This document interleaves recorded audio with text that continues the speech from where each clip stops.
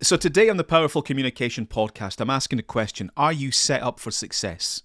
Is your communications team, your marketing department, whatever you are you set up for success? Are you a football team where everybody's in the right position, you all know what you're going to do, or are you 2 or 3 people down?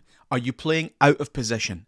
Is the manager away because they spend half the time in meetings about something else and you're never actually getting that input? Is there a player manager who is fantastic, but my goodness, they're spread a bit thin and there's no way they can sustain this for the full season? Have you got the setup? Have you got the tools that you need for success? The analogy I've used on previous podcasts is this F1 pit crew. When that car comes in, bang, they know exactly what they're going to do. Everybody's got their little bit. It happens almost like magic and that car races off again. Or are you held back and hamstrung and paralysed by things being in the wrong place? And those things, of course, might often be people.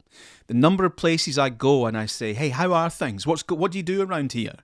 And the client just starts talking to me about the personnel setup, about whose job share, who's supposed to do this, but they're off, and manager's not here, and we're pushed and pulled in all these directions. And I say, yeah, but what about the work? You must have done something in the last year that you're proud of. Where is it? Why is it not up on the wall? Let me see it. And it seems to me, not everywhere, but a lot of places I go, a lot of businesses that I speak to, the work is secondary. The product is secondary to the politics. Well, no wonder you're not getting the results that you need. And I call it this churn and burn phenomenon, which I see all of the time. Good people come in. The business doesn't have time to give them proper training, to set them up. They're expected to hit the ground flying from day one. They don't learn the systems and processes. They know half of the software. And they start banging out all this content. They don't get the support they need from the boss because the manager is spending a lot of time in meetings somewhere else and nobody's quite sure what all that's about. They churn out all this stuff. They're not really sure if they're doing a good job or not. They're not really sure if it's right. And eventually it grinds them down. They leave and someone else comes in and the team just goes through it again and again and again. You go round and round and round.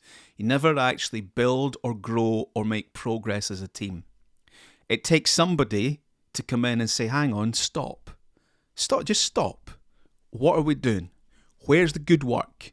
Can we put in place a benchmark?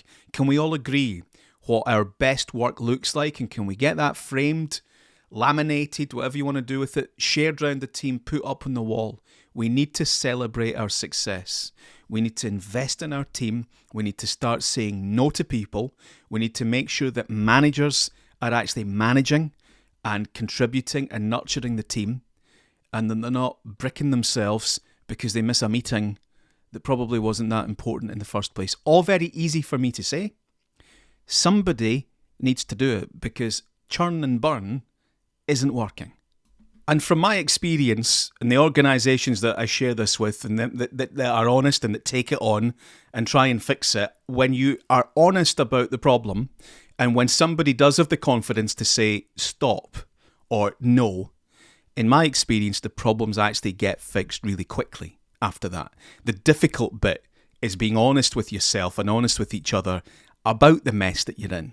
And I find that when you do that, the solutions begin to present themselves.